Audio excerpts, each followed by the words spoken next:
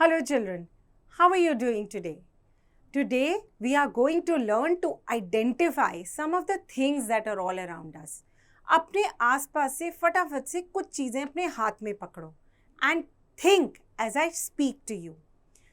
कुछ चीज़ों को हम दबा सकते हैं, उनकी शेप चेंज कर सकते हैं, कुछ चीज़ों को हम बिल्कुल चेंज नहीं कर सकते और कुछ चीज़ें हमारे हाथ में बिल्कुल नहीं आती.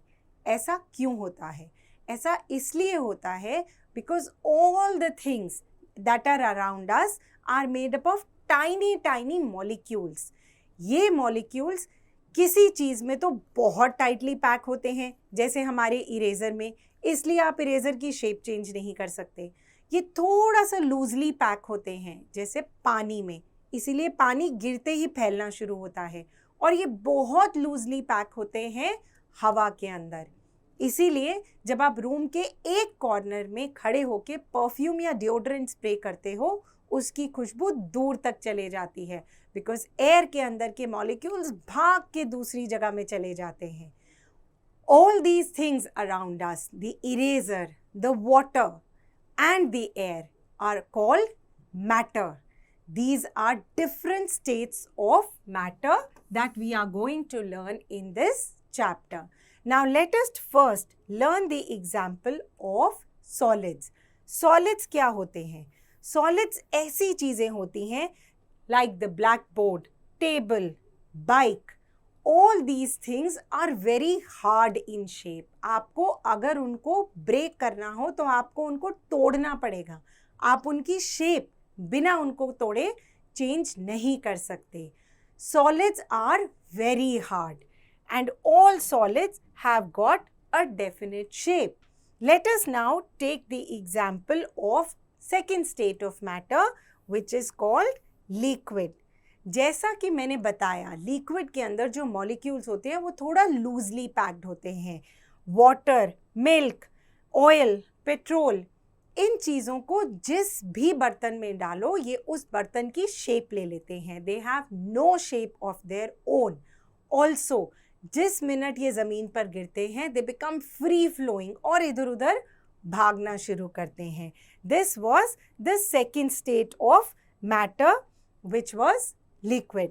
Now let us come to the third state of matter which is gases.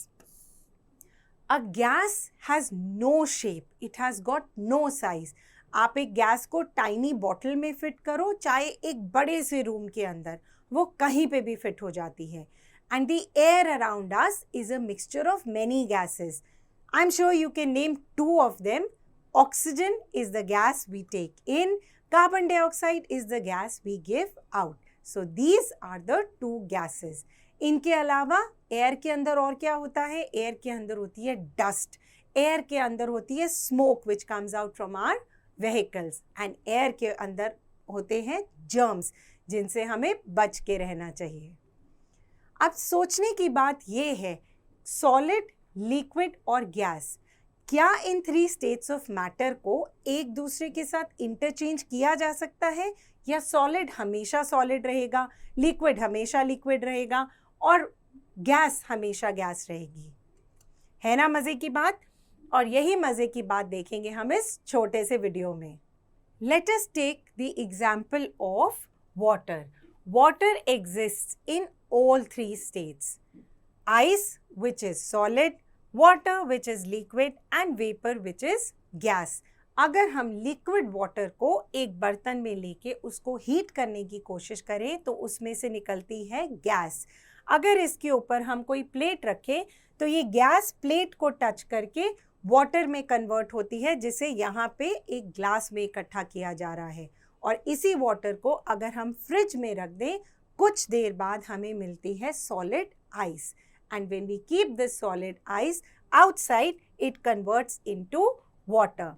So in this video we saw how one state of matter can be changed into another. And in this change there are some very interesting terms that we are going to learn. When a liquid is heated, it changes into water vapor. इस process को क्या बोलते हैं? Evaporation.